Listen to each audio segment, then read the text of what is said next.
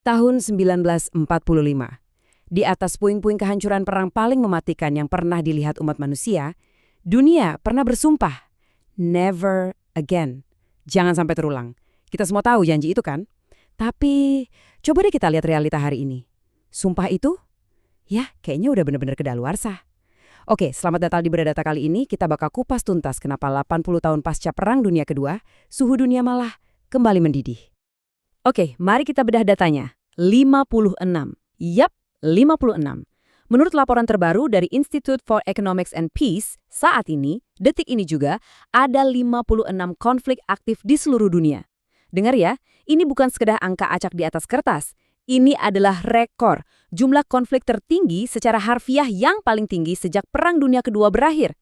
Gila kan? Coba kita bandingkan.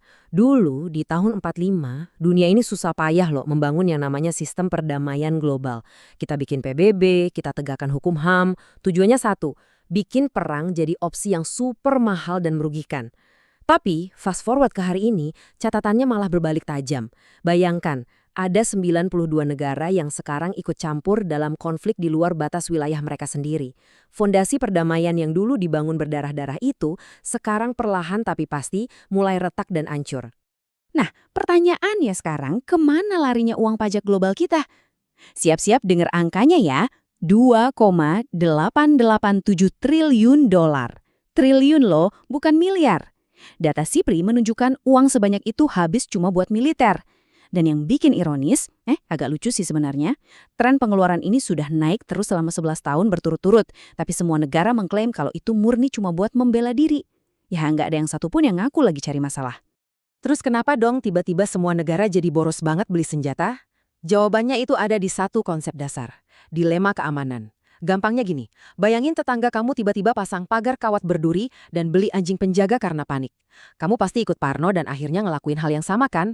Nah, di level negara juga gitu. Hasilnya, semua malah makin merasa nggak aman. Makanya nggak heran kalau anggaran pertahanan di Eropa dan Taiwan belakangan ini langsung melesat tajam. Ketika diplomasi buntu, ya udah, semua sibuk mengamankan diri sendiri. Ketidakpercayaan massal kayak gini pada akhirnya menciptakan 3 titik api utama di peta dunia kita. Pertama, ada Ukraina dan Rusia. Ini benar-benar murni pertarungan soal norma kedaulatan wilayah. Terus, geser ke Indo-Pasifik. Wah, di sini ada perebutan sengit buat ngontrol tatanan regional dan akses ke teknologi vital kayak rare earths. Dan yang ketiga, Timur Tengah. Ketidakpastian soal nuklir di sana benar-benar memicu lahirnya aliansi-aliansi keamanan baru yang beroperasi di luar sistem yang udah ada. Jadi, ini bukan sekedar ribut-ribut perbatasan biasa.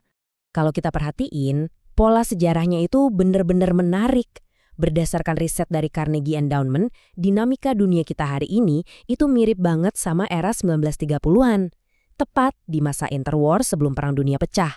Waktu institusi global mulai kehilangan wibawanya, muncul deh kekosongan kekuasaan. Negara-negara tiba-tiba jadi jauh lebih nasionalis, dan sistem perlindungan bareng-bareng yang udah ada malah ambruk, berubah jadi aksi saling curiga dan main hakim sendiri. Vibe-nya persis banget. Eits, tapi tunggu dulu. Ada satu perbedaan yang benar-benar fundamental dan ya sejujurnya lumayan ngeri. Di tahun 1939, dunia itu belum kenal yang namanya senjata nuklir. Hari ini, ada 9 negara yang punya tombol merah itu.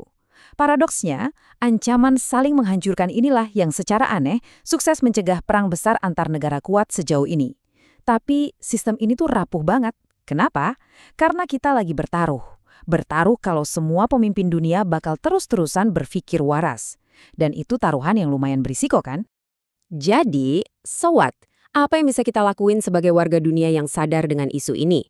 Ada 3 langkah simpel. Pertama, kuasai literasi geopolitik kalian, cari info dari sumber primer yang terpercaya.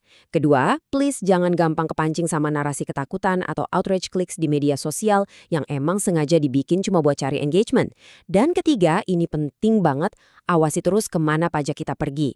Kalau tiba-tiba ada pergeseran drastis dari anggaran kesejahteraan warga malah lari ke militer, nah itu alarm bahaya nyata yang benar-benar harus kita waspadai.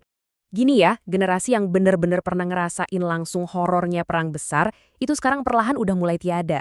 Seperti yang diperingatkan oleh Steve Killea, kita ini lagi ngalamin yang namanya hilangnya ingatan kolektif. Jadi, sebagai penutup, coba renungkan satu pertanyaan pamungkas ini. Kalau orang bilang sejarah itu nggak selalu terulang persis sama, tapi seringkali berima, lirik lagu seperti apa yang sebenarnya lagi kita tulis bareng-bareng hari ini? Menarik buat dipikirin kan? Oke, makasih udah bergabung di Bedah Data kali ini. Tetap kritis dan sampai jumpa.